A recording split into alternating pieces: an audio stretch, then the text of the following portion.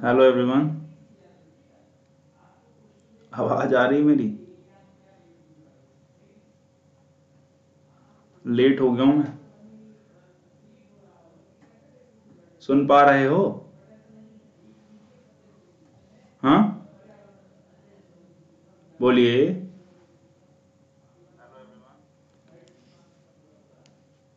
हाँ जी, ठीक है, आ रही है ना। बहुत बढ़िया। Okay okay okay okay. तो आई होप सो आप सभी लोग मुझे सुन पा रहे होंगे। बिल्कुल आ रही है आवाज, बहुत अच्छी बात है। अगर आप सुन पा रहे हैं, welcome welcome welcome everyone. Welcome दोस्तों, वेलकम वेलकम वेलकम। उम्मीद है कि सब लोगों को मैं सुनाई दे रहा हूँ, दिखाई भी दे रहा हूँगा। है कि नहीं? क्लियर है ना साउंड एकदम? ना बिल्कुल टाइम पे हो। हम ही पहले आ गए थे। यार टाइम का क्या चक्कर है ना, थोड़ी सी मेरे को टेक्नोलॉजी की कम समझ है ना। तो जब इस पे क्लास होती है तो थोड़ी भागम भाग सी हो जाती है, और कोई बात नहीं है। बाकी मैं आ तो पहले गया था। पहले मैं सोच रहा था कि स्टूडियो पे क्लास लूँ, तो वहां चल नहीं रही थी। और वहां जब नहीं चल रही थी तो फिर इधर आना पड़ा लैपटॉप के ऊपर। तो अभी मुझे समझ में आया कि ग्लिच कहाँ हो रहा था, प्रॉब्लम कहाँ आ रही थी। कभी, अरे ऐसे मत करो यार, टाइम पे आता हूं मैं। कभी कभार हो जाती है तो हो जाती है यार, इतना तो चलता ही है कि नहीं? तो हेलो एवरीवन, वेलकम एवरी। आप सभी लोगों का बहुत बहुत स्वागत है। मैं हूं हिमांशु कुशवाहा, आपका अकेडमी पर बहुत बहुत स्वागत करता हूं। और कभी कभार हो जाता है, कल से रेगुलर होगी। बिफोर स्टार्टिंग दिस सेशन, आज हम टॉपिक क्या पढ़ने वाले हैं? तो आज एक ऐसा जलजला टॉपिक पढ़ने वाले हैं, आप देख भी पा रहे होंगे कितना तूफानी बैकग्राउंड लगा हुआ है पीछे। तो इससे आप अंदाजा लगा पा रहे होंगे कि कोई तो खूंखार चीज हम पढ़ने वाले हैं, है कि नहीं? तो आज हम पढ़ने वाले हैं मिशन आदित्य L1 के बारे में। एक ये सोलर मिशन है बेसिकली। अभी तक तो हम मून मिशन पढ़ते रहे हैं, मार्स मिशन पढ़ते रहे हैं। फिर हमने अभी हाल ही में पढ़ा था कि हम लोग वीनस मिशन भी पढ़ेंगे। तो बहुत सारे ऐसे मिशन वगैरह होते रहते हैं। तो मैं दोस्तों आप लोगों को आज पढ़ाऊंगा मिशन आदित्य L1 के बारे में। और L1 क्या है, इससे पहले कुछ बेसिक सी जानकारी जो देनी पड़ती है मुझे, जो कंपलसरी देना आपको, तो वो मैं दे देता हूं क्योंकि बहुत सारे लोगों का फ्यूचर टिका हुआ है इस पर। तो मिशन आईबी, यानी कि आईबी का एग्जाम के लिए भी हमने बैच लॉन्च किया हुआ है दोस्तों। तो अनअकैडमी आपके लिए कॉम्प्रिहेंसिव कंप्लीट कोर्स लेकर आया है, which is starting from 7th of January. 7 जनवरी से स्टार्ट हो रहा है। दीज आर द एजुकेटर्स जो आपको इस बैच के अंदर कंप्लीट गाइडेंस प्रोवाइड करेंगे।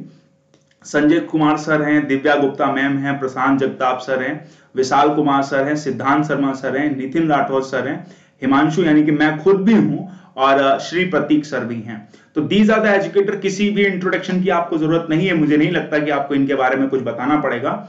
ये सब पढ़ाने में अपने अपने तरीके से अपना उनका इतनी वर्सेटैलिटी है पढ़ाने में कि आपको मजा आ जाएगा पढ़ के, और एक बार में ही सारा एग्जाम आप क्लियर कर लेंगे। ठीक है, तो ये उम्मीद के साथ अपन आगे चलते हैं। तो जो बच्चे आईबी का फॉर्म भरे वो इस मोस्ट अवेटेड बैच के लिए तैयार हो जाए, कमर कस लें, नोट्स वोट सब खरीद लें। ठीक है, ध्यान रखो। चलो, अब इसके अलावा जो बच्चे हमारे सीडीएस की तैयारी कर रहे हैं, मैं उनसे भी कहना चाहता हूं कि सीडीएस 2021 का बैच, यानी कि सेना सीडीएस 2021 का बैच 29 दिसंबर यानी कि कल से अपन करेंगे। और कल से एक कॉम्प्रिहेंसिव कंप्लीट कोर्स है मेरे प्यारे दोस्तों। तो जो भी बच्चे तैयारी करना चाह रहे हैं, अब उनके पास लास्ट टाइम आ चुका है, वो इस बैच को ज्वाइन जरूर कर लें। इस बैच को कंटिन्यू नितिन राठौड़ सर करेंगे, Divya Gupta ma'am, Siddhant Sharma sir, Akhilesh Yadav sir, Sabda Rani ma'am and Himanshu Kushwaha sir and Pankaj Bhatt. ये सारे एजुकेटर्स आपको कल से पढ़ाएंगे। मैं आप लोगों के कमेंट देख पा रहा हूं। कल से मैं आपको बिल्कुल पढ़ाऊंगा, स्टूडियो में ही पढ़ाऊंगा। ठीक है, अब आज थोड़ी सी जल्दबाजी सी हो गई तो फिर वो बन नहीं पाई। तो कल से आपको मैं लाइव वहीं दिखूंगा, आप मुझे पूरा देख पाएंगे। ठीक है, इसके अलावा एक बैच का और प्रमोशन, फिर चलते हैं अपने मुद्दे की तरफ। बैच का प्रमोशन करते हुए मैं आपको बता देना चाहता हूं, गोल्ड सीएपीएफ के नाम से एक और बैच आ रहा है जो कि 7 मंथ से 8 मंथ का होगा। और ये batch assistant commandant Jagtap sir, Divya ma'am, Vishal sir, Shri Prateek sir, Himanshu sir, यानी कि मैं खुद भी इस बैच को कंडक्ट करूंगा, यानी कि इस बैच को लेकर इकोनॉमिक्स वाले पार्ट को भी करेगा। जल्दी मेरा पॉलिटी का भी बैच आ जाएगा, बहुत मुझे लगता है कि 10 या 12 जनवरी या 15 जनवरी के आसपास मैंने डेट फाइनल कर दी है, तो उसको भी हम स्टार्ट कर देंगे और वो किसी ना किसी बैच के साथ आ जाएगा। मेरी बातचीत चल रही है, जैसे ही वो बैच अनाउंस करेंगे उसकी डेट्स भी आपको क्लियर हो जाएंगी, ठीक है। तो 4 जनवरी से ये बैच स्टार्ट हो रहा है और 31 जुलाई तक ये बैच चलने वाला है। जो भी बच्चे अनअकैडमी का प्लस कोर्स सब्सक्रिप्शन खरीदते हैं, बस 1 से 2 मिनट की बात और है, फिर हम टॉपिक को स्टार्ट करेंगे, क्योंकि बहुत सारे ऐसे दोस्त अपने जुड़ते हैं जिनको इन सब चीजों के बारे में पता होना चाहिए। तो जैसे आपने सब्सक्रिप्शन लिया है तो बाकी लोगों को भी इनका बेनिफिट मिलना चाहिए, है कि नहीं है। चलो, तो चाहे वो अगर आप इंटरेक्ट करते हैं, पढ़ते हैं, अनअकैडमी प्लस सब्सक्रिप्शन लेते हैं, तो उसका फायदा क्या है, तो आप टीचर एजुकेटर से डायरेक्ट पढ़ सकते हैं, यानी कि उससे एकदम कंफर्ट तरीके से उससे क्वेरीज पूछ सकते हैं, एक्सेस मिलता है आपको सभी कोर्सेज का, टॉप एजुकेटर्स हैं सबके अपने पढ़ाने के, उसके आप स्पेशल क्लासेस भी देख सकते हैं कैसा टीचर्स पढ़ाते हैं, तो बहुत सारी चीजें हैं, ठीक है। ध्यान रखना, पॉलिटी का क्या कोर्स प्लस पर ही आएगा और किसी कॉम्प्रिहेंसिव बड़े बैच के साथ आएगा, वो मेरी बात चल रही है, जैसे अनाउंस होता है आपको डेट्स बता दी जाएंगी, ठीक है। चलिए, गेट सब्सक्रिप्शन की बात करें तो भैया आप सभी लोगों ने, जिन लोगों ने अभी तक सब्सक्रिप्शन नहीं लिया है, प्लीज परचेज द कोर्स। अगर आप कोर्स को परचेज कर लेंगे तो आपका काम बन जाएगा और आपको मजा आ जाएगा कि भाई जी हाँ जी यही वाला कोर्स चाहिए था। सब्सक्रिप्शन खरीदने के लिए आपके पास क्या तरीका है, तो आप गेट सब्सक्रिप्शन के ऊपर जाइए और गेट सब्सक्रिप्शन का भी आप ध्यान रखना, 1 महीने, 3 महीने, 6 महीने, 12 महीने, लंबी थोड़ी लड़ाई लड़नी पड़ेगी। तो I will suggest you guys कि आप 1 साल का कोर्स खरीदें। यूपीएससी एग्जाम लेता थोड़ा डेप्थ में तो होता ही है, बहुत ऊपर ऊपर का पढ़ के एग्जाम नहीं निकलता। अपने आप को खुश करने वाली बात है तो आप कर सकते हैं, बट आपको थोड़ा डेप्थ में पढ़ने की जरूरत है। और इस चीज का ध्यान रखें, जब भी आप कोई फीस तय कर रहे हो तो वहां पर ये जो फीस दी गई है इसको पे मत कर देना। इसके लिए आपको एक कोड मैं बता देता हूं, HIM12, इस कोड का आप यूज कर लीजिए। हाँ, इस कोड का यूज कर लीजिए HIM12, ये कोड से आपको 10% का कंप्लीट डिस्काउंट मिलने वाला है, यानी कि 10% का कंप्लीट डिस्काउंट मिल जाएगा। और जो फीस आपकी 8,800 रुपए है, इसको यूज करने के बाद वो फीस कितनी रह जाएगी बच्चे, वो फीस रह जाएगी 7,920, यानी कि 7,920 रुपए ये फीस आपकी यहां पर रह जाएगी। ओके, तो दोस्तों अब उम्मीद करते हैं कि इतनी बातें आपने समझ ली होंगी। और अच्छा हाँ, जब स्टार्ट करने से पहले एक बात और बता देता हूं कि जो मेरे भाई इंडियन इकोनॉमी के बैच का भी वेट कर रहे थे कि रात को होना चाहिए, दिन में उनके पास टाइम नहीं है, तो मैं उनको बता दूं 2 जनवरी से सीडीएस को टारगेट करते हुए बैच है, यानी कि थोड़ा कंसाइज होगा, थोड़ा छोटा होगा, उतना डेप्थ में नहीं जाएंगे। डेप्थ में जाने के लिए सीएपीएफ वाले बैच में जाएंगे, लेकिन सीडीएस से पहले रिवीजन कोर्स के टाइप का हम 2 जनवरी से स्टार्ट करें। वहां पर हम रिवीजन कोर्स कर सकते हैं इंडियन इकोनॉमी का, जो लोग करना चाहेंगे वो उसे ज्वाइन कर सकते हैं। तो एक बार सभी लोग कमेंट करके मुझे बता दीजिए कि आप मुझे देख रहे हैं और अब हमें कोर्स को शुरू कर देना चाहिए, आज के टॉपिक को हमें डिस्कस कर लेना चाहिए। तो दोस्तों एक बार कमेंट सेक्शन में कमेंट करके जरूर बता दीजिए मुझे कि हाँ अब सही चीजें हैं और आपने कॉपी पेन उठा लिया है जल्दी से। ओके, लिमिटेड सिलेबस या कंसाइज कहिए, लिमिटेड तो नहीं कह सकते, that is a concise syllabus, ठीक है। तो दोस्तों आज हम पढ़ने वाले हैं मिशन आदित्य L1 के बारे में। What is the mission Aditya L1? इसको समझने से पहले हम इसके थोड़े हिस्टोरिकल बैकग्राउंड या इसके बारे में समझेंगे। कौन लॉन्च कर रहा है इसे, कहां लॉन्च हो रहा है, ये क्या है, इसके अंदर पेलोड्स कितने हैं, कैसे इसको लॉन्च किया जाएगा, तो ये सारी बातें हम इसके अंदर करने वाले हैं आज जो मैं टॉपिक पढ़ा रहा हूं। अच्छा, ये आप ये सोचेंगे सर आप सुबह भी पढ़ाते हैं करंट अफेयर, शाम को भी करंट अफेयर पढ़ाएंगे तो बहुत ज्यादा हो जाएगा। नहीं दोस्त, शाम को आपको आधे घंटे की टॉपिक्स में एक स्पेसिफिक टॉपिक ही मिला करेगा। जैसे आज आदित्य L1 मिला, कल कोई गवर्नमेंट स्कीम मिल सकती है, वो डेडिकेटेड क्लास होगी पर्टिकुलर उसी आधे घंटे में मैं उसी टॉपिक को कंप्लीट करने की। आगे हो सकता है गगनयान मिल जाए, आगे हो सकता है चंद्रयान मिल जाए, आगे हो सकता है नासा के कई सारे मिशंस मिल जाएं। तो इस तरीके से मैं ये क्लास डिजाइन करूंगा कि आधे घंटे में बहुत देश दुनिया की जानकारी आपको मिल जाए। हो सकता है आगे चल के मैं इंडिया वियतनाम का रिलेशन पढ़ा दूं इसी आधे घंटे में। तो ये और सुबह की क्लास दोनों में डिफरेंसेस हैं। जो बच्चे मुझे अनअकैडमी प्लस पर फॉलो नहीं करते या अनअकैडमी पर फॉलो नहीं करते, मैं उन्हें बता देना चाहता हूं कि अनअकैडमी पर मेरी 7 से 8 रेगुलर 7 बजे क्लास होती है करंट अफेयर की, तो बच्चे मुझे वहां भी फॉलो कर सकते हैं आप, ठीक है। चलिए, मेरा नाम हिमांशु कुशवाहा, मैं नाम तो बताया भाई साहब, लेकिन सब लोग मुझे जानते हैं, जहां पर नहीं मैं देख पा रहा हूं। आदित्य L1 किसका मिशन है? तो Aditya L1 Indian space research organisation, हमारे यहाँ स्पेस रिसर्च को लेकर एक लीडिंग ऑर्गेनाइजेशन है which is known as ISRO, जिसको हम इसरो कहते हैं। तो इसरो ने क्या किया है, ISRO is preparing for its first scientific, यानी कि इसरो की आजकल तैयारियां चल रही हैं किस मिशन को लेकर? स्टडी द सन, यानी कि सन को स्टडी करने की।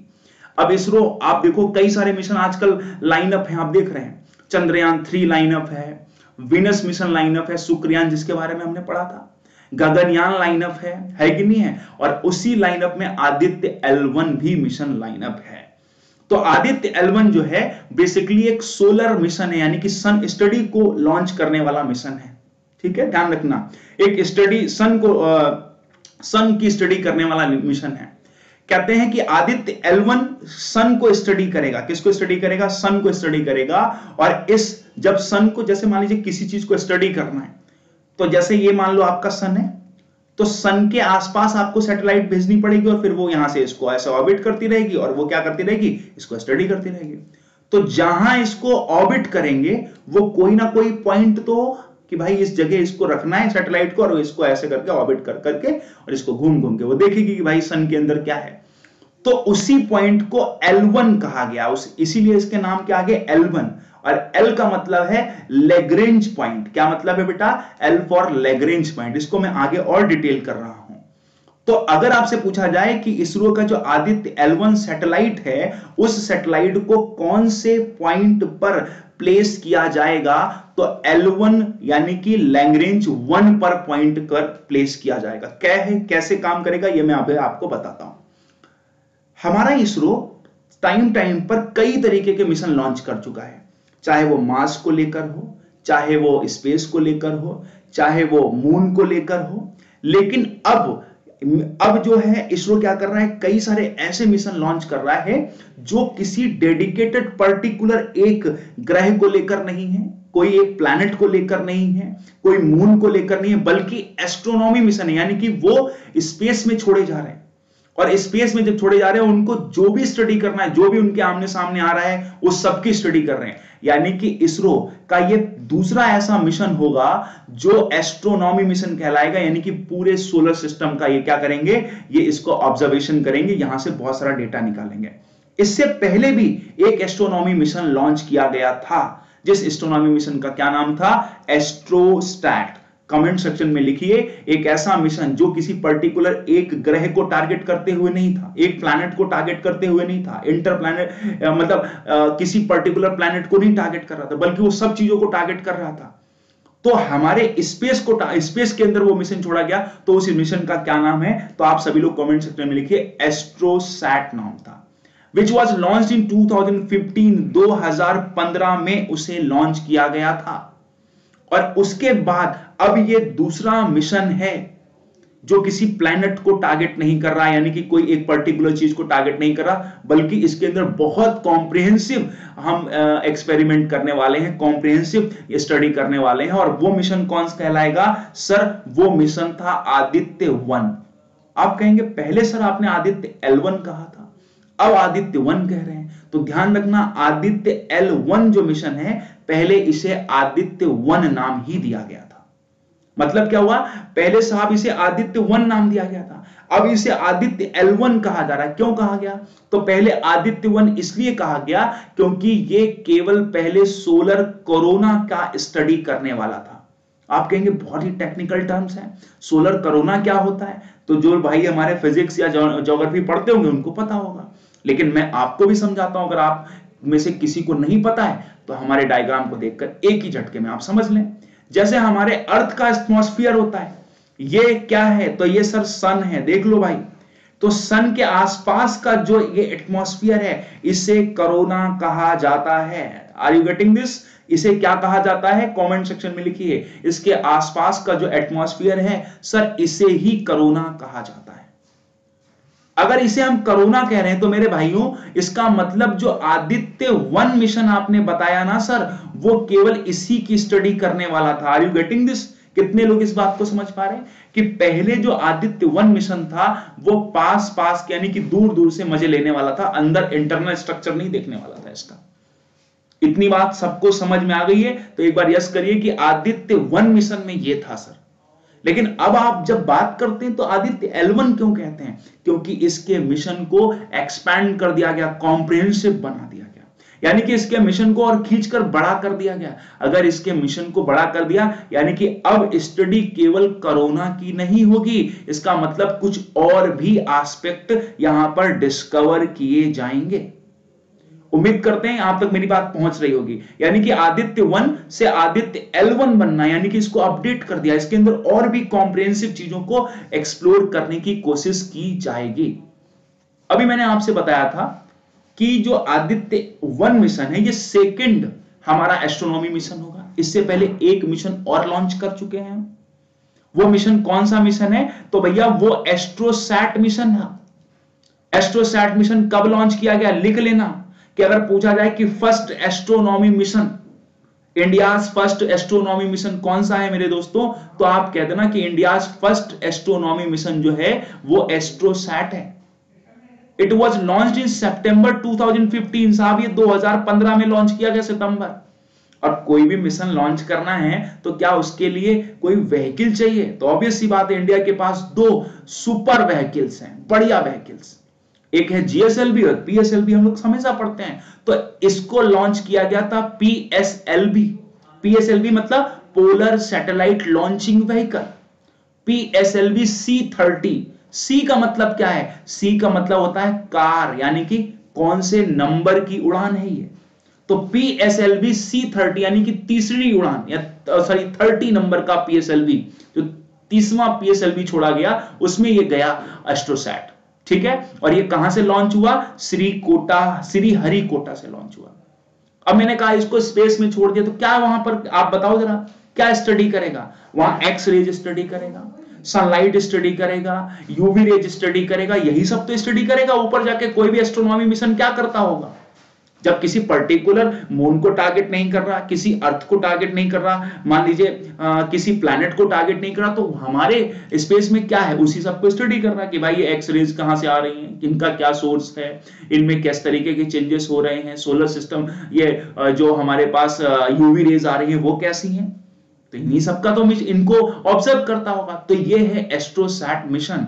तो ये एस्ट्रोसैट मिशन के अंदर अगर आपसे पूछें कि ये कैसा दिखता था, तो आप देख लीजिए, मैंने इमेज डाली हुई है। मैं बहुत ही कॉम्प्रिहेंसिव, ऐसे छोटे छोटे टॉपिक जो काफी आनंददायक है, जिसको पढ़ने के बाद आपको लगेगा कि आपकी नॉलेज में बिल्कुल बूस्टअप मिला है। कल को किसी से बात करोगे तो काफी इंटेलेक्चुअल नजर आओगे कि हाँ, I'll tell you, मैं बताऊंगा कि भाई साहब क्या होता है, ये है कि नहीं है। तो जब आर्टिकल्स पढ़ो तब भी आपको समझ में आए। एस्ट्रोसैट मिशन क्या लेकर जाएगा आप बताइए? तो कई सारे टेलीस्कोप होंगे उसके अंदर, दूर दूर तक देख सकता हो, जो कई सारे फोटो खींचने की क्षमता होंगी उसके अंदर। यही तो होगा, और क्या होगा भाई? किसी भी इस तरीके के मिशन में क्या हम देखो यहां पर लिखा हुआ है India first multi wavelength space observatory. Observatory का मतलब समझते हैं? स्पेस को ऑब्जर्व करने वाला मिशन। स्पेस को ऑब्जर्व करें तो स्पेस में क्या है? एक्स रेज है, बिल्कुल है कि नहीं? अल्ट्रावायलेट रेज है, बिल्कुल है। सनलाइट आती है तो बिल्कुल है। तो ये मिशन देख लो, आप देखोगे तो मजा आएगा। इसको देखने के बाद आपको लग रहा होगा कि हाँ जी बढ़िया, बहुत ही बढ़िया चीज हम पढ़ रहे हैं आज। कॉन्फिडेंस आना चाहिए कि ना हाँ अच्छी चीज पढ़ी, अच्छा लगा पढ़ने के बाद। तो यहां पर आप देखिए, अगर आपसे पूछा जाए एस्ट्रोसैट जो है वो कितने तरीके के टेलीस्कोप लेकर ऊपर गया, तो 5 तरीके के टेलीस्कोप है उसके पास। कितने? 5 टेलीस्कोप्स ऑफ द एस्ट्रोसैट। इसके अंदर 5 तरीके के यंत्र लगाए गए, ठीक है, इक्विपमेंट्स जिसको आप कहिए। कभी ऐसे पूछ सकते हैं, सॉफ्ट एक्सरे टेलीस्कोप का संबंध किस मिशन से है? तो आपके वहीं आप बिछ जाओगे, खत्म, आपके बस कहीं भी आप एस्ट्रोसैट लिख पाओ। तो फिलहाल के लिए अगर ऐसा कोई सवाल आ जाता है, तो हालांकि यूपीएससी के हिसाब से ऐसे क्वेश्चंस बन सकते हैं, लेकिन ये बहुत ही बड़ा फैक्चुअल क्वेश्चन होगा, लेकिन इट माइट बी पॉसिबल कि ऐसा क्वेश्चन पूछा जा सकता है। और आगे आप में से कई लोग यूपीएससी की तैयारी करने के मूड में होंगे, तो हम इसको इस तरीके से एक्सप्लेन कर रहे हैं कि जैसे कि आपको आगे इसको दोबारा रिवीजन करने की जरूरत पड़े, लेकिन पढ़ने की दोबारा किसी और से जरूरत ना पड़े। तो एस्ट्रोसैट मिशन के अंदर कितने, जल्दी से बताओ, तो जरा बताओ कितने हैं, कितने टेलीस्कोप हैं? सर 5 टेलीस्कोप है। कौन कौन से टेलीस्कोप हैं? सर एक है लैक्स पीसी, इसको बाद में भी आप नोट कर सकते हो, मैं यहां पर आप एक बार प्रोनाउंस कर देता हूं, LAX PC, large area X-ray proportional. हर किसी के हर टेलीस्कोप में लिखा हुआ है कि ये क्या काम करेगा। तो याद रखें, large area X-ray proportional counter, ये लैक्स पीसी है। सॉफ्ट एक्सरे टेलीस्कोप, ये सॉफ्ट एक्सरे टेलीस्कोप SXT है। फिर कहते हैं cadmium zinc telluride imager, photo वोटो खींचने का भी यंत्र इसके अंदर लगाया हुआ है, तो ये भी है, CZTI कहते हैं। स्कैनिंग स्काई मॉनिटर, SSM कहते हैं इसको। और अल्ट्रा वायलेट इमेजिंग टेलीस्कोप। अब ये बताओ, इतने तरीके की खूंखार जानकारी वाला कोई सैटेलाइट अगर हमारा इसरो अगर स्पेस में छोड़ के रखता है और इसको ऑब्जर्वेशन करने की पावर है, ऑब्जर्व कर रहा है, बहुत सारा डेटा कलेक्ट, तो क्या वो केवल इंडियन स्पेस रिसर्च के लिए ही अच्छा है या पूरे ग्लोबल यानी कि पूरे विश्व के लिए वो बहुत सारा डेटा कलेक्ट करके देते होंगे? तो पूरे वर्ल्ड के लिए बहुत रिमार्केबल कंट्रीब्यूशन हमारा इसरो प्रोवाइड कर रहा है। तो ये बहुत ही प्राउडियस बात है कि हम ऐसा ऐसा काम कर पा रहे हैं आज के टाइम पर। इसरो की इतनी इंपॉर्टेंस क्यों है, तो उसकी अचीवमेंट देखकर बिल्कुल अंदाजा लगाया जा सकता है, आप भी लगाएं, ठीक है, ध्यान रखना। तो यहां पर आप 5 तरीके के एस्ट्रोसैट के अंदर 5 टेलीस्कोप देख सकते हैं। तो अब मैं मोबाइल उठा के यहां पर देख रहा हूं कि आप में से किसी को कोई डाउट है या कोई क्वेश्चंस है, अदरवाइज फिर मैं आगे चलूंगा, ठीक है। चलिए फिलहाल के लिए मैं आगे चलता हूं, देखते हैं, मैं यहां पर देख लेता हूं अगर किसी को कोई डाउट्स हैं, कोई प्रॉब्लम है, ठीक है, बहुत बढ़िया, बहुत अच्छी बात है, मतलब आपको पढ़ने में आनंद आ रहा है। और ये क्लास मैंने प्लान की है कि ऐसे टॉपिक्स के वाइज से आपको टॉपिक्स पहले से पता चल जाया करेंगे कि क्या टॉपिक्स पढ़ाए जाएंगे। थोड़ी मेहनत करनी पड़ेगी मुझे भी, जिंदा टॉपिक्स में पढ़ाऊंगा जो अच्छे होंगे, जिनको पढ़ने के बाद आपको भी मजा आएगा, मेरे को भी मजा आएगा, सब लोग मिलकर करेंगे, है कि नहीं है। कोशिश तो ये रहेगी कि डेली एक ना एक ऐसा टॉपिक पढ़ाया जाए आपको, या गवर्नमेंट स्कीम पढ़ाई जाए, ये सब भी शुरू हो जाएगा। तो जो लोग भी कुछ लिखना चाहते हैं, कोई पढ़ना चाहते हैं, वो इसको वापस से कर सकते हैं, पढ़ सकते हैं, लिख सकते हैं। चलिए तो 1 मिनट लिख रहा हूं, इसकी पीडीएफ आपको दे दी जाएगी अगर किसी को कोई दिक्कत है, ठीक है, डोंट वरी, पीडीएफ में आपको प्रोवाइड कर दूंगा इसकी। चलिए किसी को कोई डाउट नहीं है, बहुत अच्छी बात है। अब हम आते हैं अपने आदित्य L1 मिशन पे। सर क्लास का टाइम कितना होगा? वैसे तो आधे घंटे सोच के आया था, आधा घंटा लगभग होने को आया, यानी कि केवल 20-22 मिनट हो चुके होंगे, लेकिन मुझे ये टॉपिक कंप्लीट कर लेने दीजिए, ऐसा चलता रहता है, समझा करो थोड़ा सा। तो आज कम बतियाओगे तो कोई दिक्कत नहीं है कि नहीं है। एक दिन ना सही उनसे कह दो कि खाना वाना खा के सो जाएं, बात का बाद में देखेंगे, है कि नहीं। आज अभी हम लोग बता दो कि आदित्य L1 उड़ाने वाले हैं, तो दैट्स वाई हम बाद में बात कर लेंगे। आ जाओ, इसकी हिस्ट्री क्या है? तो इसकी हिस्ट्री क्या है, तो आदित्य जो है वो बेसिकली आदित्य की शुरुआत कब हुई? तो एक कमिटी है, advisory committee for space research. तो इस कमिटी ने जनवरी 2008 यानी कि जनवरी 2008 के अंदर आदित्य के बारे में डिक्लेयर किया कि हम एक आदित्य मिशन लॉन्च करेंगे। और ये आदित्य मिशन क्या करेगा? सोलर कोरोना की स्टडी करेगा। क्या करने वाला है? सोलर कोरोना की स्टडी करने वाला है। और इस सोलर कोरोना की स्टडी करनी है तो बताओ, सन के पास तक कुछ पहुंचाना है, तो क्या शुरुआत में है, हम ये कह सकते हैं एक एक्सपेरिमेंटल मिशन है। तो ऐसी सिचुएशन में अभी क्या आप छोटी सी सैटेलाइट बना के भेजना चाहेंगे स्टार्टिंग में? और खासकर 2008 के अंदर तो इतनी टेक्नोलॉजी भी डेवलप नहीं थी, तो क्या हम लोग छोटी सैटेलाइट बनाएं? तो यस, तो उसमें स्मॉल 400 kg की एक छोटी सैटेलाइट बनाने का ऑब्जेक्टिव रखा गया कि इसके लिए हम छोटी सैटेलाइट। लेकिन लेटर ऑन थोड़ा डेवलपमेंट किया, इसरो वालों ने भारत सरकार को समझाया, तो इन बातों में सरकार आ गई है। तो 2016-17 में के बजट से सरकार ने 3 करोड़ रुपए इसरो को एलोकेट किए कि आप एक्सपेरिमेंट करिए, एक्सपेरिमेंट कर लीजिए कि अगर ये ठीक एक्सपेरिमेंट जा रहा है देन हम इस मिशन पर आगे सोचेंगे। आप देखते हैं कि हमारे स्पेस रिसर्च को बजट को लेकर कई फिल्मों में दिखाया गया कि बजट को लेकर हमेशा प्रॉब्लम रहती है। आते हैं, अगर मिशन मंगलयान देखी होगी तो वहां भी बजट को लेकर आपने देखा होगा कि लड़ते रहते हैं बेचारे वो साइंटिस्ट। इतना पैसा नहीं, India is not a too much rich country ना। इंडिया डेवलप कंट्री होती तो नासा, इस तरीके के मिशन जो लोग चला रहे हैं नासा वगैरह, उनके पास फंड बहुत है। हमारे पास तो फंड नहीं है, तो बेचारे हमारी मिसाइल भी थोड़ी गरीब सी होती है, कम पैसे में होती है, लेकिन उसका बेनिफिट भी इंडिया उठा रहा है कि नहीं है। तो जैसे आप लोग कहते हैं ना कि मतलब जरूरत अगर होगी तभी हम लोग काम कर पाएंगे, तो आज के टाइम पर इंडिया कर रहा है। तो scope of the mission has since been expanded, it now planned to be a comprehensive. पहले तो हम छोटा मोटा प्लान कर रहे थे कि सोलर कोरोना को स्टडी करेंगे फिर वापस आ जाएंगे, लेकिन अब हमने इस मिशन को काफी कॉम्प्रिहेंसिव कर दिया है और हमने ये सोचा है कि अब हम इसे लैग्रेनियन पॉइंट L1 में प्लेस करके इस मिशन के अंतर्गत बहुत सारी स्टडी करने वाले हैं। और क्या क्या स्टडी करने वाले हैं ये भी मैं बताऊंगा। और आज इस मिशन की कॉस्ट कितनी कर दी गई है, एज ऑफ जुलाई 2019 इस मिशन की कॉस्ट बढ़ाकर 300, जब से देखो मोदी जी के आने के बाद क्या बदलाव है, जो लोग मोदी जी को कोसते हैं, मैं उनके प्रशंसक नहीं हूं, 378.53 करोड़ रुपीस इतना एलोकेट किया गया है फंड, अगर आपसे कभी पूछें तो, ठीक है ना। तो याद रखना 378.53 करोड़ रुपीस इसके लिए फंड एलोकेट किया गया है। क्लियर है? एक बार यस कर दीजिए कि हां क्लियर है। ये इसकी हिस्ट्री हो गई। अब हम मिशन की तरफ चलते हैं कि मिशन में क्या माल है। तो इसके लिए आप ध्यान रखना, आदित्य L1 जो है उसको लॉन्च करने के लिए polar satellite launching vehicle PSLV XL का इस्तेमाल किया जाएगा। PSLV, ठीक है, PSLV XL का इस्तेमाल किया जाएगा और इसके अंदर 7 पेलोड्स होंगे। पहले कहां एक छोटा सा 400 kg का डिब्बा भेज रहे थे, अब कहते हैं 7 प्रकार के यंत्र भेजेंगे हम इसके अंदर, 7 इंस्ट्रूमेंट, 7 पेलोड्स, यानी कि इसको बहुत ही कॉम्प्रिहेंसिव कर दिया। और क्या क्या स्टडी करेगा मैं दिखाता हूं।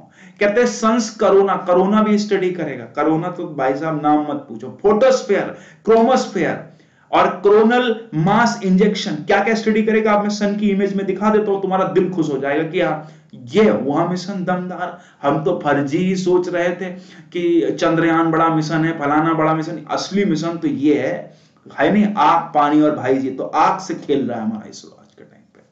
तो इमेज देखो, इमेज देखकर अंदाजा लगा लो। तो कहते हैं कि कोरोना तो है ही, इसमें कोई दिक्कत नहीं, इसका भी स्टडी करेंगे। क्रोमोस्फेयर भी इसके अंदर लपेटेंगे हम, इसका भी स्टडी करेंगे। फोटोस्फेयर भी इसके अंदर लपेटा जाएगा, यानी कि इसका भी स्टडी किया जाएगा। ध्यान रखना, जैसे इंटरनल स्ट्रक्चर ऑफ अर्थ है ना, उसी तरीके से इंटरनल स्ट्रक्चर ऑफ सन भी है। और किस पार्ट को क्या कहते हैं यहां पर मैंने सही तरीके से दर्शाया भी है। फ्लेयर्स, इनका भी स्टडी करेंगे, यानी कि बहुत सारी चीजों का इंटरनल स्टडी किया जाएगा। पहले तो क्या कर रहे थे, केवल आसपास का एटमॉस्फेयर स्टडी करके निकल लेते, कहते गर्मी बहुत है यहां नहीं रह पाऊंगा। अब हमारे इसरो ने कहा कि नहीं, जब मिशन जाएगा तो उसे और ज्यादा एफिशिएंट बनाना पड़ेगा। और एफिशिएंट बनाने के लिए किसी ने पूछा GSLV का फुल फॉर्म क्या होगा, तो कमेंट सेक्शन में आप सभी लोग लिख दीजिए, क्योंकि मैंने आपको कई दफे पढ़ाया है। तो मेरे प्यारे बच्चों आप लोग लिख दीजिए, जो लोग लिख सकते हैं कि GSLV का फुल फॉर्म क्या है। अगर नहीं आता है तो वो भी लिखिए, फिर मैं बताऊंगा आपको। तो अब आप देख सकते हैं कि कितना इसको डीप में लेकर गए, यानी कि इसको यहां पर इन्होंने कहा कि इतना अंदर तक स्टडी करेंगे हम। क्या सन एक प्रकार की मिस्ट्री है हमारे लिए अभी भी। अब ऐसे कई सारी ऐसी बातें कहते हैं कि सन का आउटर पार्ट काफी गर्म है और इंटरनल जो कोर है वो काफी कंपैरेटिवली बहुत ठंडी है, यानी कि कंपैरेटिवली कम गर्म है। तो ऐसा क्यों हो रहा है, तो ये इस तरीके की चीजें भी हमने पढ़नी है। और आजकल आज तक अभी हमारे जो साइंटिस्ट हैं वो तो समझ ही रहे कि क्या समझा जाए, क्या किया जाए, कैसे पता लगाए। तो अब इस तरीके के कई सारे मिशन आपको देखने को मिलेंगे। तो इसमें भी बहुत सारा, यानी कि अगर हम यहां से जो भी जानकारियां या जो भी चीजें कलेक्ट करेंगे, इंफॉर्मेशन मिलेंगी, वो काफी हद तक हमें बेनिफिट पहुंचाएंगे। ठीक है, इतनी बात सबको समझ में आ गई है। तो एक बार मैं कमेंट सेक्शन देखूंगा और फिर मैं बच्चों से उनके सवाल जवाब लूंगा और देन आगे हम चलेंगे। Geosynchronous launching vehicle, launching satellite bank है, जियो सिंक्रोनस, GSLV है ना, geosynchronous satellite launching vehicle, ये इसका फुल फॉर्म है। हाँ जी, अगर कोई डाउट है तो लिखेंगे, अदरवाइज मैं फिर आगे चलूंगा। ठीक है, और सभी लोग मेरे इस वीडियो को लाइक करना नहीं भूलेंगे। देखो बेटा, लाइक भी करना है, वो भी तुम्हारी जिम्मेदारी है। इस वीडियो को शेयर करना भी तुम्हारी जिम्मेदारी है और इसको प्रमोट करना भी तुम्हारी जिम्मेदारी है, क्योंकि अगर ये प्रमोट होता रहेगा देन मैं इसको और ज्यादा अच्छे से, फिर मेरे भी लगेगा कि चलो ठीक है, मैं मेहनत कर रहा हूं तो लोगों तक जा रही है। और जो बच्चे मुझे फॉलो नहीं कर रहे हैं अकेडमी पर, तो वो वहां आकर भी फॉलो कर सकते हैं। इतनी बात आपने बहुत बढ़िया तरीके से समझ ली। अब आते हैं इसकी प्लेसिंग पर। जो आदित्य 1 से आदित्य L1 बनने की कहानी है कि नहीं, यानी कि सब हमारी ये कौन है कह रहा है जो सब हमारी जिम्मेदारी है, और क्या सब मैं नहीं कर रहा हूं तुम्हारे लिए मेहनत, कैसी बातें कर रहा हूं, तुम्हारे लिए मैं मेहनत कर रहा हूं तो तुम, गलत बात है ना फिर। हाँ, फिर मैं अब इतनी डेटा कलेक्ट करके लाता हूं सब है तो फायदा क्या है फिर। चलो अब देखो सर, ये आदित्य 1 के आदित्य L1 बनने से क्या मतलब हुआ, आदित्य 1 के आदित्य L1 बनने से क्या मतलब हुआ।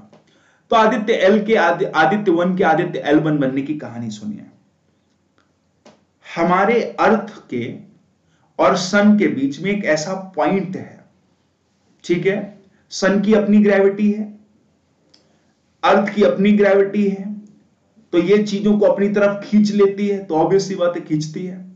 तो L1 एक ऐसा पॉइंट है जहां पर ग्रेविटी यानी कि सन की ग्रेविटी और अर्थ की ग्रेविटी क्या होगी, इक्वली होगी, यानी कि बराबर हो जाएगी। और अगर बैलेंसिंग मोड में ग्रेविटी हो गई तो क्या ये सैटेलाइट को अपनी तरफ खींच पाएंगे, नहीं, तो फिर वहां पर सैटेलाइट को प्लेस करना आसान हो जाएगा और फिर ये इस तरीके से इसको क्या करता रहेगा, ऑर्बिट करता रहेगा। बात समझ में आई। कल सारे फैमिली के मोबाइल से लाइक कर दो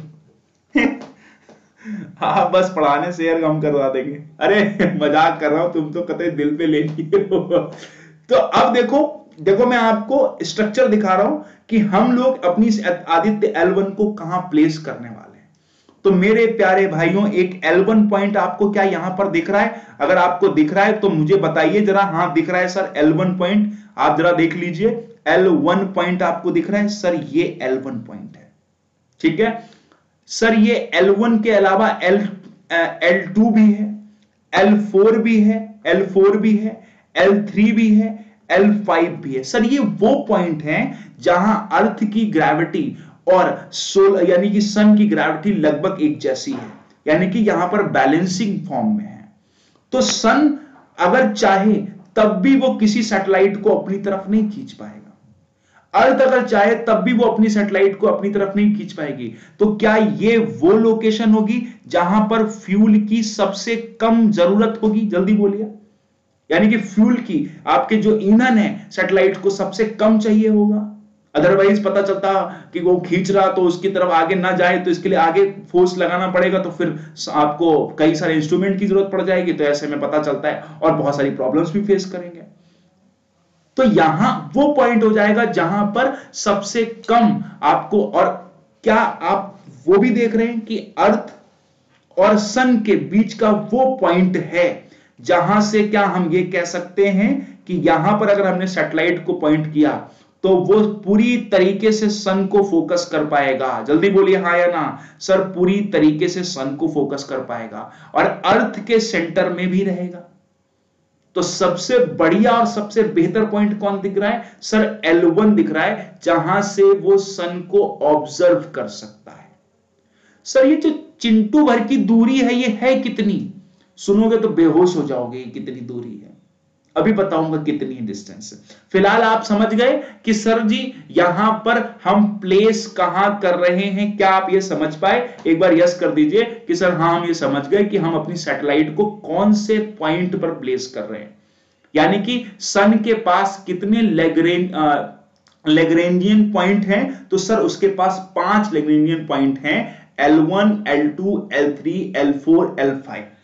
लेकिन हम अपनी सैटेलाइट को कहां प्लेस करेंगे, तो हम अपनी सैटेलाइट को L1 में प्लेस करेंगे। अब देख लीजिए, इस वाले डायग्राम से दिल खुश हो जाएगा कि भाई साहब अब समझ गया मैं। बोलो भाई, अर्थ और सन के बीच में एक ऐसा point which is known as L1 where satellite will face equal gravitational forces from both sun and earth. बताओ इस सैटेलाइट ने पूरी कहानी क्लियर कर दी कि नहीं? इस वाली पिक्चर तो सोचो कितना ढूंढने में टाइम लगा होगा, लेकिन तुमको कहा है, तुम यहां तंबाकू टाइप कर रगड़ देते हो आके, क्या अरे हाँ ठीक है बहुत बढ़िया क्या जबरदस्त, थोड़ा सीरियस पढ़ो बेटा। हाँ समझ रहे हो? हाँ इस वाली स्लाइड से आपको सारे पॉइंट्स क्लियर हो रहे हैं कि सर क्या कहना चाहते हैं। तो ये वाले यानी कि ये जो L1 पॉइंट है, तो सैटेलाइट को मैं भी अगर कल को साइंटिस्ट बन जाता, हालांकि ये होगा नहीं मान लो मैं भी साइंटिस्ट बन जाता या तुम बन जाते, चलो तो तुम बन जाते तो भाई साहब क्या तुम भी यही पॉइंट पे प्लेस करते? हाँ, इतनी समझदारी तो है ही हमें, क्योंकि आ जाओ सर L3, L4 और L5, ध्यान से सुनना, L3, L4, L5 क्या डिस्टेंस से बहुत दूर दिख रही है? बहुत दूर है। क्या कैलकुलेशन में हमारी सैटेलाइट वहां प्लेस हो पाएगी? खाली इसी बात पे लफड़ा रहेगा? तो बिल्कुल साहब इसी बात पे लफड़ा रहेगा कि वहां तक पहुंचा पाएंगे कि नहीं पहुंचा पाएंगे, क्योंकि इट इज अ फर्स्ट ना, पहली दफा कर रहे हैं। तो हम सबसे, बोलो है कि नहीं है? तो ध्यान रखना कि हम सबसे पास के लैग्रेंजियन पॉइंट पर रख रहे हैं इसको। साहब L2 पर क्यों नहीं रख रहे? अच्छा बताओ, क्या L2 पर अगर रखेंगे तो क्या बीच में सन आ जाएगा? बोलो हाँ या ना। और फिर वो केवल आउटर को ही एक्सप्लोर कर पाएगा? जल्दी बोल दो। देन आंसर इज यस, केवल सन के आउटर को ही, यानी कि जो जैसे सूर्य ग्रहण टाइप का नहीं हो जाता, इक्लिप्स बन जाती वो, तो वही वाली चीज को एक्सप्लोर कर पाएगा, यानी कि ये वाले पार्ट को ही एक्सप्लोर कर पाएगा, बाकी वाले इस वाले पार्ट को तो एक्सप्लोर नहीं कर पाएगा। तो L2 तो हमारे लिए है ही नहीं कारगर। बात समझ में आई? L2 क्यों नहीं, L3 क्यों नहीं, L4 क्यों नहीं, L5 क्यों नहीं? इसका भी रीजन हमें पता है क्यों नहीं। हम लोग साइंटिस्ट है ना, तो हमें पता ही रहेगा भाई साहब क्यों नहीं। तो L1 क्यों, ये भी हमें पता है, ठीक है, ध्यान रखना। चलिए, बीच में अर्थ आ जाएगा तो ऐसी सिचुएशन में काफी मुश्किल हो जाएगा। तो मैंने कहा कि जो लैग्रेंज पॉइंट है, इस पॉइंट को हम एक दो और प्रोनाउंसिएशन, जैसे इसको लैग्रेंजियन पॉइंट भी कहते हैं, लैग्रेंज पॉइंट भी कहते हैं, लैग्रेंजियन पॉइंट भी कहते हैं।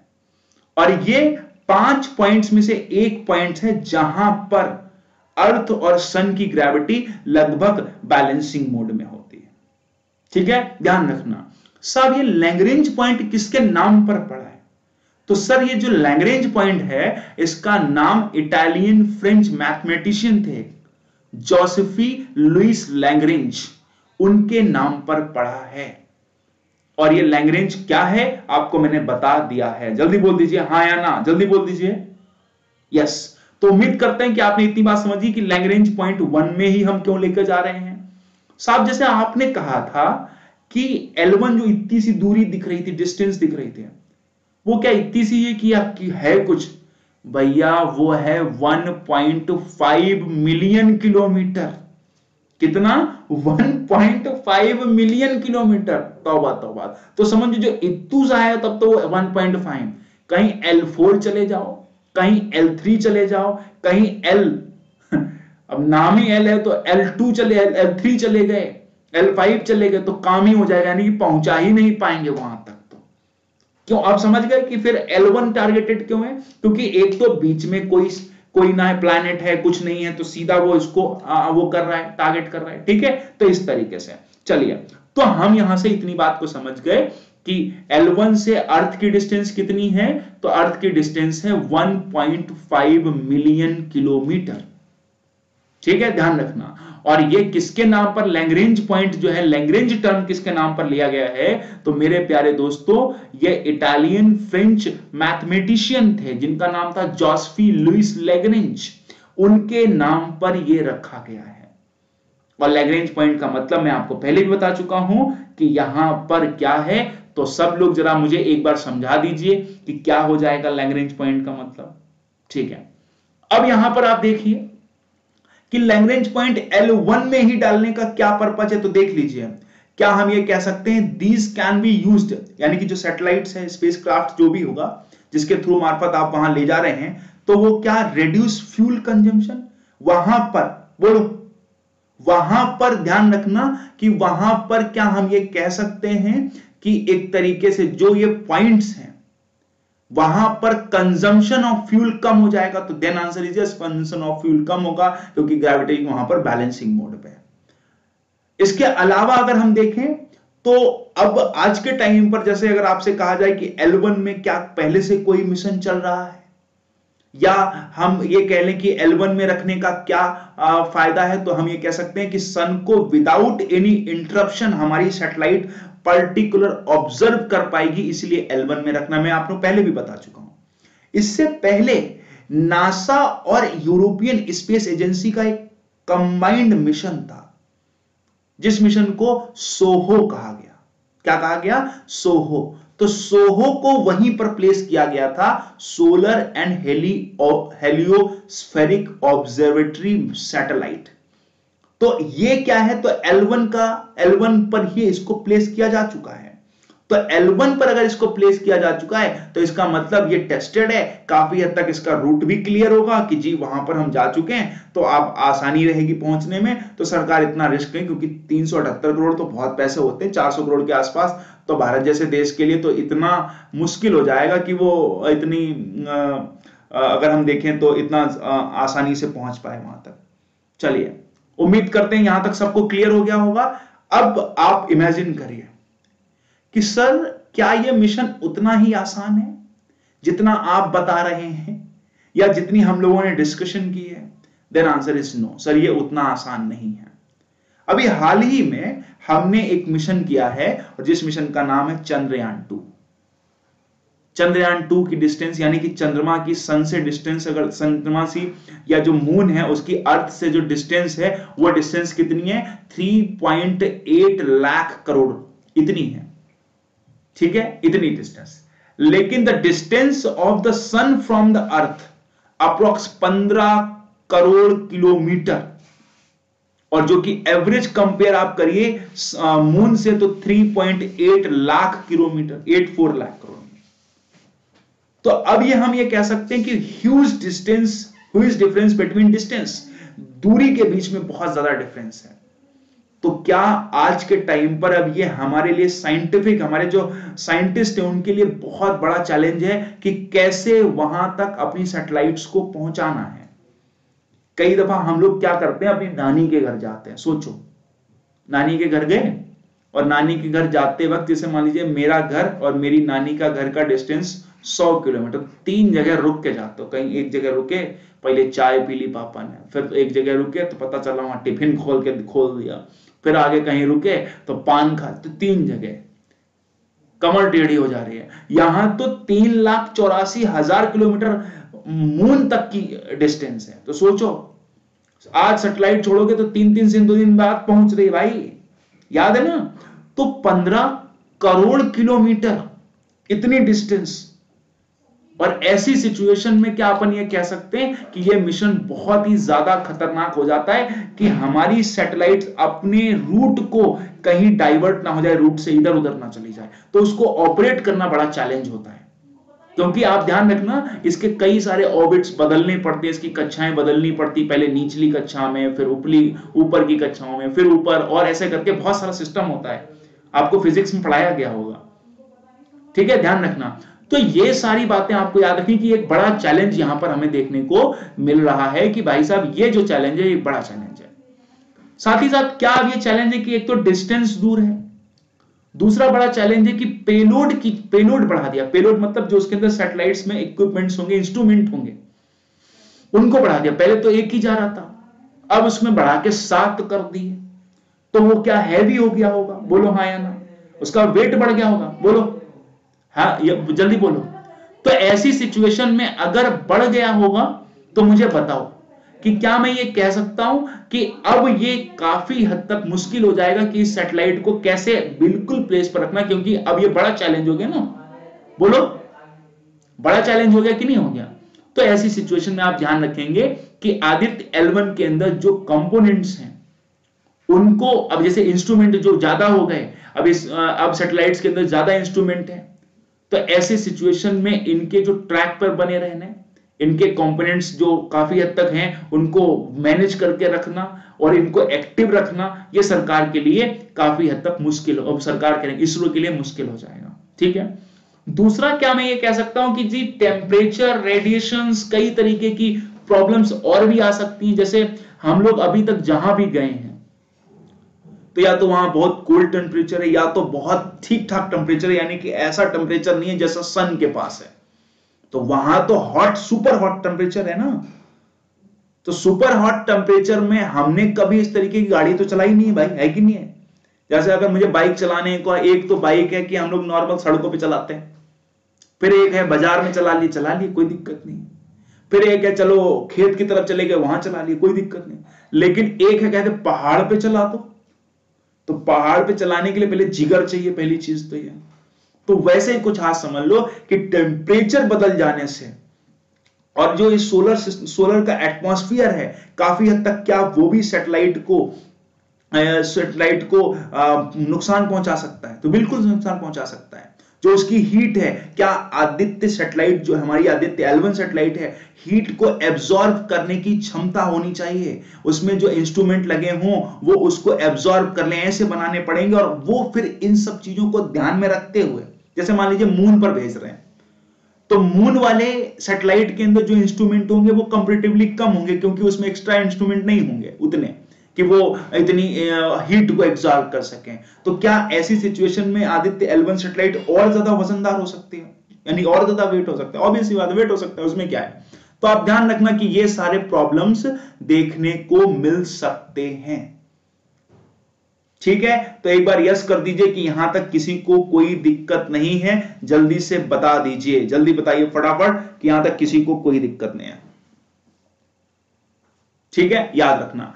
क्या कोई और भी मिशन लॉन्च किए गए हैं? तो याद रखना कि बिल्कुल सोलर मिशन है। मैं फटाफट आपको बता देता हूं, आप अंडरलाइन कर लो, उनके बारे में आपको ज्यादा जानकारी नहीं रखनी है। कि सन को लेकर सोलर मिशंस की बात करें तो नासा का एक और मिशन है which is known as NASA's Parker solar probes. लिख लीजिए यहां पर कि अगर आपसे पूछा जाए पार्कर सोलर प्रोब्स कौन सी सोलर एजेंसी यानी स्पेस एजेंसी का मिशन है, तो भैया ये पार्कर सोलर प्रोब्स नासा का सोलर प्रोब मिशन है, यानी कि नासा का सोलर मिशन है। इसका ऑब्जेक्टिव क्या था? तो how energy and heat move through the sun's corona and study source from the solar wind acceleration. यानी कि इनका यही ऑब्जेक्टिव था। ये भी देखो, ये हल्का फुल्का मिशन है। इसके नाम से आपको क्या पता है कि सन के कोरोना में विंड एनर्जी कैसे, यानी कि सोलर विंड्स कैसे मूव करती हैं, ये केवल चेक करने गए। हम खोद देंगे वहीं पानी की तुम्हारी ऐसी की तैसी। हमने इतना उसको डिटेल करने की कोशिश की है इस मिशन को। It is a part of NASA's living with the star, यानी कि एक प्रोग्राम चलाया नासा ने। यानी कि जो पार्कर सोलर प्रोब्स है इसको लॉन्च किया गया नासा के एक प्रोग्राम की वजह के साथ, लिविंग विद अ स्टार, ये प्रोग्राम है नासा का। इस प्रोग्राम के अंदर ही यह मिशन आता है। क्लियर है, बात समझ गए? तो एक बार यस कर दीजिए, हां या ना बोलिए। ठीक है, अर्लियर पहले एक वेंचर और प्लान किया गया था, किसके साथ? तो कहते हैं कि हेलियोस 2, ये भी एक सोलर प्रोब था। हेलियोस 2 भी एक मिशन किया गया है, सोलर मिशन है यह। Joint venture between NASA and space agency of West Germany. ठीक है, और ये कहते हैं 1976 का मिशन, बहुत पहले का मिशन हो गया। तो नासा और वेस्ट जर्मनी ने मिलकर एक मिशन किया जिसका नाम है हेलियोस 2। तो हमने यहां आउटकम क्या निकाला?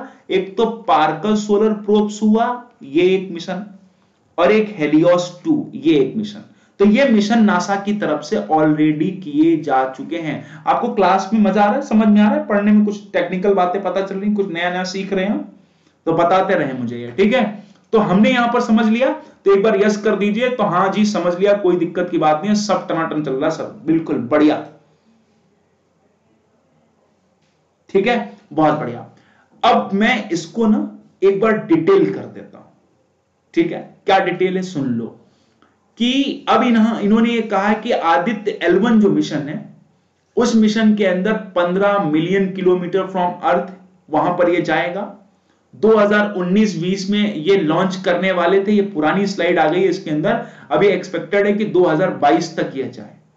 ठीक है, याद रखना, इसके अंदर 7 इंस्ट्रूमेंट जोड़ दिए गए हैं, बाकी इसके अंदर बहुत सारा और भी पैसा दे दिया गया है, ध्यान रखेंगे। ठीक है, तो ये पुरानी स्लाइड है, इस स्लाइड से हमारे काम की कोई चीज नहीं है, छोड़ दीजिए। 7 इंस्ट्रूमेंट, ये 7 इंस्ट्रूमेंट कौन से हैं ये आप देख लीजिए, वो इमेज थोड़ी सी पुरानी पड़ गई है। ठीक है, छोड़ दो आप इसको।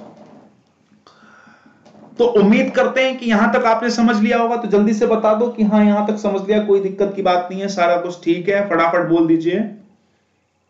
ठीक है, अब जैसे मैंने आपको 7 पेलोड्स बताए थे कि 7 अलग अलग पेलोड्स क्या हैं। आपको पेलोड की एक्टिविटीज के बारे में जानने की कोई जरूरत नहीं है, फिलहाल बस आप इतना जान लीजिए कि कौन कौन से पेलोड्स इसके अंदर हैं। ठीक है, वो क्या करने वाले हैं दैट इज लीव इट, उनको जानने की कोई जरूरत नहीं, क्योंकि आपसे ये पूछा जा सकता है कि VELC नाम का एक इंस्ट्रूमेंट था, वो कौन सी सैटेलाइट में लगाया गया था। तो ये जो पेलोड्स आपको 7 दिखाई दे रहे हैं, ये आदित्य L1 सैटेलाइट है, उसके पेलोड्स हैं। तो पहला कौन सा है, पापा, ऐसे याद हो गया। स्टेप्स 1 नाम देखो कितने इजी हैं, स्विस, ठीक है, वेल्क और स्वीट और हेलियोस, और साथ के साथ मैग्नेटोमीटर। तो ये कुल मिलाकर 7 हमारे पास क्या है, तो 7 हमारे पास आदित्य L1 के अंदर पेलोड्स हैं, ये जो कि अपने अपने काम करेंगे वहां जाकर। कोई पता चलता है कि कोरोना का ऑब्जर्वेशन करेगा, कोई फोटोस्फीयर का ऑब्जर्वेशन करेगा, कोई अलग अलग तरीके के रेडिएशंस को ऑब्जर्वेशन करेगा, कई हीट को ऑब्जर्व करेंगे, वहां की मतलब सोलर विंड को ऑब्जर्व करेंगे, अलग अलग सबके काम यहां पर डिफाइन किए गए। कोई फोटो खींचने का काम करेगा। तो अब सरकार कह रहा हूं, सॉरी, इसरो को यहां से बहुत सारी इंफॉर्मेशन इनका यूज करके मिलने वाली है। मेरे मुताबिक आज की क्लास ठीक रही होगी और आपने काफी कुछ चीजें सीखी भी होंगी। ऐसी क्लासेस में और भी लेकर आता रहूंगा समय समय पर, और मैं आपसे मिलता रहूंगा। हम लोग बहुत सारी बात भी करते रहेंगे। तो उम्मीद करते हैं आज के लिए इतना ही रखा जाए। और हाँ, सुबह 7 बजे आपकी क्लास होगी, और जो बच्चे तैयारी कर रहे हैं वो तैयारी करते रहें, और तैयारी करना जरूरी भी है कि नहीं है। अगर आप तैयारी करेंगे तभी चीजों को समझ पाएंगे, और कंटिन्यूटी बनाए रखिए। जब मैं क्लास लूं, इसकी इंफॉर्मेशन आपको ग्रुप में आ जाती है। और मैं आपको हाँ बता देता हूं कि आप लोग, मेरा एक अनअकैडमी के नाम से चैनल भी है, unacademy@HIM12, तो ये कैपिटल लेटर में। आप टेलीग्राम चैनल मुझे ज्वाइन कर सकते हैं, मेरी क्लासेस की इंफॉर्मेशन बच्चों आपको वहां पर मिल जाएगी, और इसकी PDF वगैरह भी मैं आज ही ग्रुप में भेज देता हूं दोस्तों। और ये डेली क्लास होगी इस तरीके से, यानी करंट अफेयर की क्लास तो सुबह लेते ही है, उसके अलावा भी आपको बहुत सारी नॉलेज मैं अपनी तरफ से प्रोवाइड करूंगा। यानी कि अब मैं इसको एक्सपेंड कर रहा हूं, ऐसे टॉपिक्स आपको पढ़ाऊंगा जो टॉपिक्स आपको अमूमन लोग नहीं पढ़ाते, जिनसे बचते हैं, ध्यान रखेंगे, ठीक है। हाँ बिल्कुल बिल्कुल, टेलीग्राम ओपन बेटा, टेलीग्राम से आप जो भी है इंफॉर्मेशन आप मुझसे लीजिए, मुझसे बात करिए, आपके पास ऑप्शन है, वहां पर मुझे आप मैसेज कर सकते हैं, ठीक है। क्योंकि ओपन करने पर क्या होता है, बहुत इधर उधर की बातें होने लगती हैं। तो दोस्तों मैं अभी PDF आपके ग्रुप में भेज दे रहा हूं। तब तक के लिए शब्बा खैर, गुड नाइट, हैप्पी होली तो अभी नहीं बोल सकते क्योंकि अभी टाइम है, और बाकी तुम सब अच्छे रहो, खूब तंदुरुस्त रहो। 7 बजे करंट अफेयर की क्लास में आ जाना, ठीक है। तो तब तक के लिए bye bye, wish you all the best, thank you so much. आपका दिन शुभ रहे, दिन क्या, अब तो रात हो गई, रात में हसीन से अपने देखिए आप, ठीक है। Bye bye guys, bye bye bye.